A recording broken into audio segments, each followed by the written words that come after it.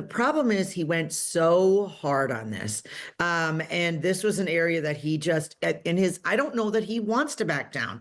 I think he may truly believe that at some point something will break and we will find that tariffs are a really and truly beautiful thing. I'm not sure who explained tariffs to him or convinced him of this, or if it's something that he's just been reading about, but I don't see him backing down. I don't know how he can politically, given that he's gone so hard in this area. Let's bring in the former BBC US anchor Laura Trevelyan. Laura, good evening.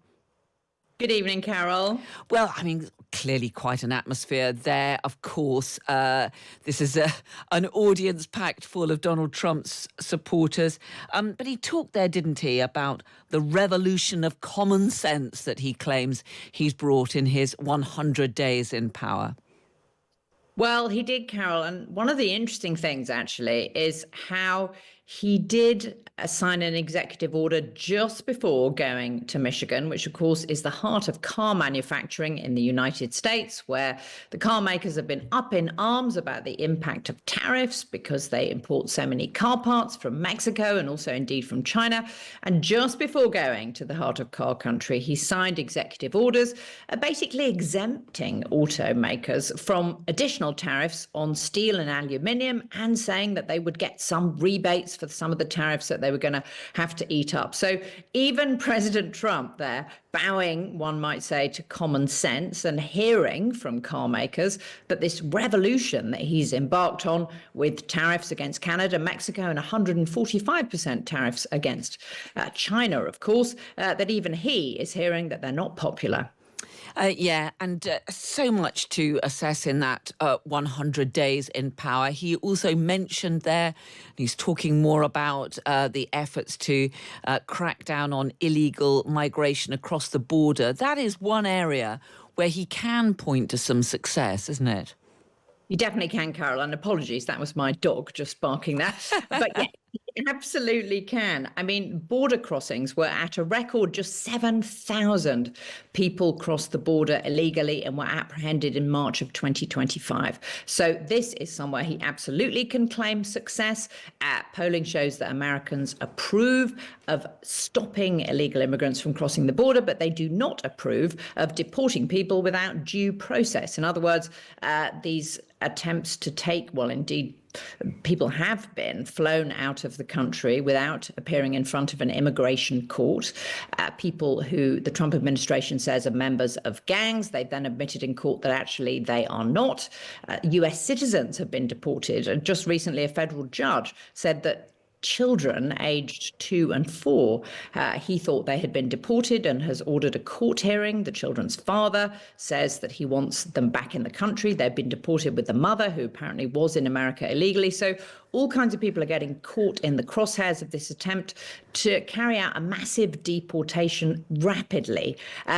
And this attempt to undermine the rule of law and the separation of powers, the Trump administration says is acting on the will of the people, but the courts are saying, and the people are saying via polling, well, don't forget due process. We're all entitled to our day in court. Yeah, Donald Trump just been saying that he's restoring the rule of law. Perhaps the most controversial program since he took power is these global tariffs, which of course have caused a huge amount of disruption. Interesting, one of the papers here in London tonight, the Financial Times, is talking about how there's a record trade deficit because so many companies are trying to get all their imports into the US as fast as they can before the tariffs hit. So clearly that's a short-term move. But nonetheless, there is a lot of concern, isn't there, about how these tariffs are affecting and will affect not just global economies, but the economy of the United States, which is very dependent on many of the goods and the imports that come into the country. Well, absolutely, Carol. Consumer confidence has taken a real hit. Businesses are saying that they can't plan because of the tariffs, because they don't know whether President Trump is going to go ahead with them or not. I can just tell you that locally, talking to business owners here, restaurant owners here in Brooklyn tell me that they see that their trade is down about 20% since the tariffs were announced, simply because consumers are concerned that this could mean higher prices. So people are reacting even before the full impact is felt. Talking to people who are in, for example, the gardening trade. Already so much wood is imported from Canada to the United States to build furniture, and already those prices have gone up. So you're seeing an impact.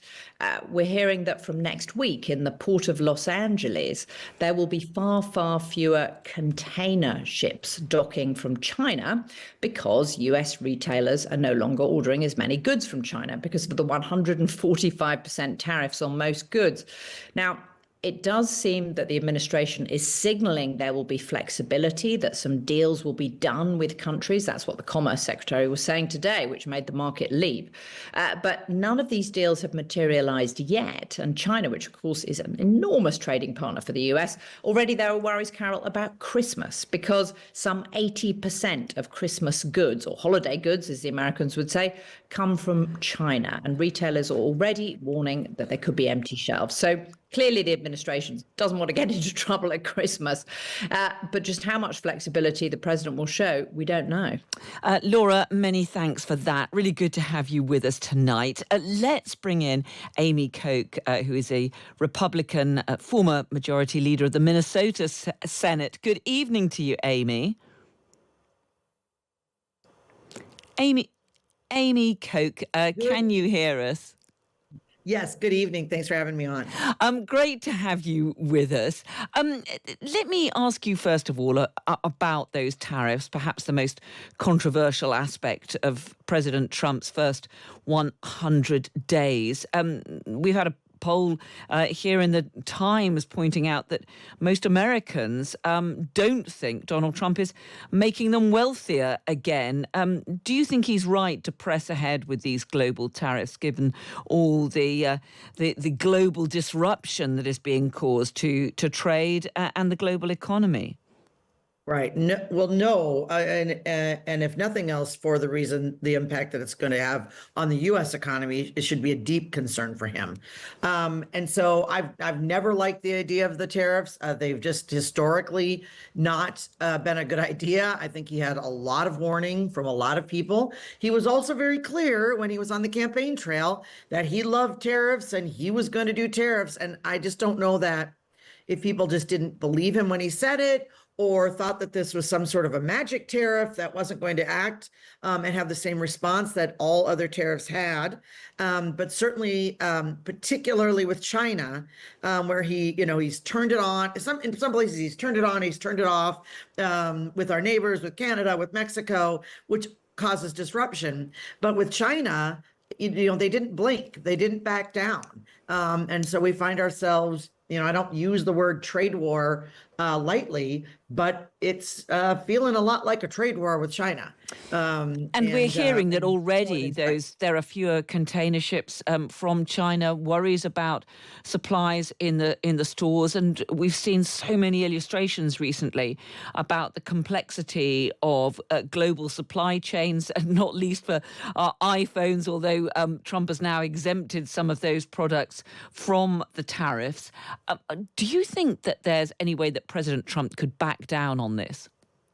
The problem is he went so hard on this.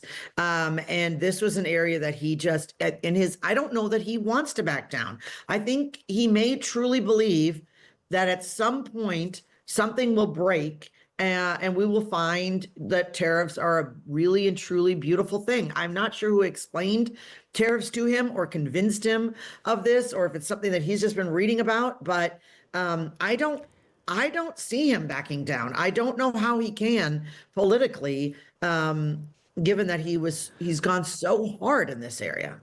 And we are hearing, not least from Donald Trump himself, that there are nations around the world queuing up to do a deal. He clearly is hoping to get lots of trade deals out of this. One of the papers here in the UK is suggesting that the UK is going to be set in the second or even third tier when it comes to dealing with all of these things. How do you think, how would you rate the chances of Britain getting some sort of deal that would give us a bit of a carve out or at least a reduction in the tariffs imposed on Britain? Yeah, I think that Britain definitely will. I think most of the EU will also be queued up for those for that some sort of a deal along with our neighbors. But still, that leaves a lot of the economy when it comes to China in particular that is going to continue to be problematic. But yes, I would hope and expect that a deal would be cut with one of our closest allies as soon as possible. What about Mark Carney, re-elected in Canada, very much on a message of absolute defiance to Donald Trump? Is that a problem for the US president? Well, I'm certain that he doesn't think so. But, I just want to stress that one huge advantage that America has been very friendly neighbors in the forms of Canada and Mexico. And it's a real, it's a fantastic alliance for us, and it's been a part of our strength globally. And so I believe that there's some way that the president needs to make some outreach to Carney and find ways and areas that they can work on. They have a very similar background. This should be a very, a simple process to find to find our neighbor and to find common ground with our neighbor. And so I hope that will happen now, given the election results and just really the need, especially like I come from Minnesota. We've got hog farmers with farms on the Canadian side of the border and on the Minnesota side of the border. We need peace in the valley. We need to be able to working together, not at each other's throats. And do you think there is going to be any readiness given the animosity that there is now in Canada? Mark Carney elected on that message of defiance. Is there any prospect of that happening? Well, I would hope so. That is classic Trump to push right to the edge and then pull it back and cut some kind of a deal. But I guess a lot of it is also going to be up to Carney, right? And how much is he willing to sort of come to the middle or meet somewhere in the middle?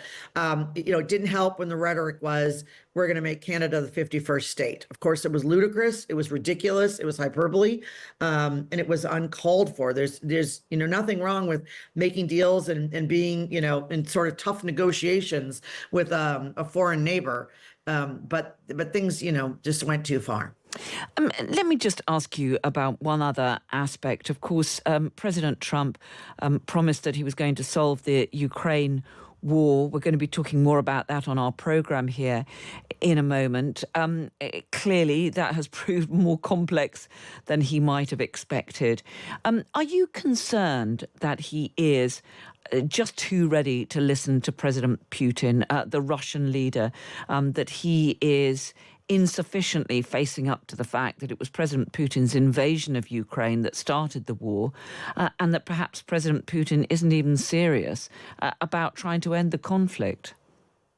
Right. I mean, I think it is, it's dangerous to underestimate or not examine the full history of Vladimir Putin.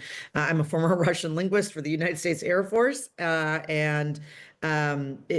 while I very much have appreciated Trump's dealings with NATO, I think that NATO has not been an equal partner. And I think holding NATO allies to account and saying, if you're going to be at the bargaining table, you need to also be there in commitment of troops and resources, and in some measure. I have no problem with that. I do find it very dangerous to enter into negotiations with a man like Vladimir Putin. He's not trustworthy.